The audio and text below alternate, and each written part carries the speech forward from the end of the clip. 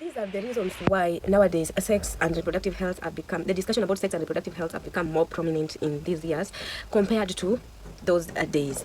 So you get that nowadays you can't scroll your videos, you can't just open your phone and you pass, even you get to 4 or 5 videos before you interact with the video, someone talking about reproductive health, someone talking about sex education. Yeah, nowadays people are vulgar about sex and reproductive health, and these are the reasons why so many people are vulgar about it. So many discussions are all over about this. Number one, it is because of the increase of the awareness.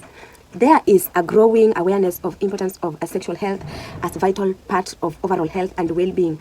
So I can say that education also has played a powerful role in bringing out this topic up, and also like awareness is one of the reasons. Yeah, there is awareness, there is increase of awareness all over, and people are aware of what is happening. People are aware of reproductive health, people are aware of sexual health. So you find that there is increase of awareness. That is why people are talking about it.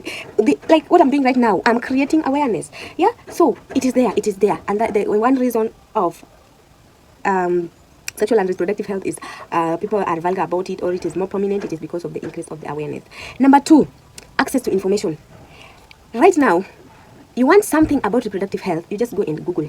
You don't need to look for information. You don't need to dig information for several days for you to get, or you don't need to do research. People have done those research in those days. So nowadays, they are all over social media. You just click, you Google, we have ChatGPT, we have so many platforms where there are these information. So access to information also has increased this discussion about reproductive health and sex.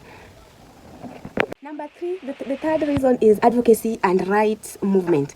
There are so many movements that are advocating for sexual rights, reproductive health access, gender equality, yeah?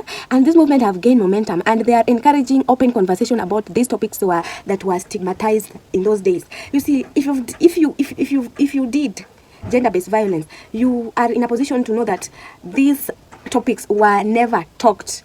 People were not allowed, especially women, were not allowed to talk about anything reproductive health, anything sex. They were not allowed to talk about these topics. And you find that there are now movements, and this movement have gained momentum, and they are encouraging open conversation about sex, about reproductive health, about gender-based violence, about gender rights, and now you find that people are gaining this information. Another point is about the changing society norms. Yeah, society views on sex and reproductive health, and also relationship are evolving. So younger generations, these Gen Zs, often challenge the traditional generation norms, and this by them trying to challenge these tradition norms, tradition things. That idea has led to open dialogue about sexuality, about consent, about sex, about reproductive health, yeah, about reproductive rights, about family planning. So that's also changing society norms also has contributed a lot to making sex and reproductive health vulgar, making people vulgar about reproductive health and sex. Another reason is that focus on education.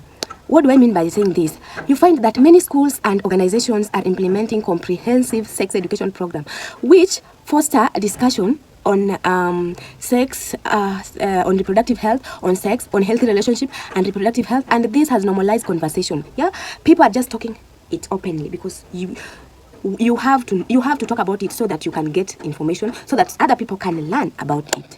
And the last one is public health initiative, whereby increased public health campaign addressing sexual health, addressing relationship, addressing reproductive health, addressing family planning has contributed to a greater awareness and reducing stigma on these topics. And people are encouraged and are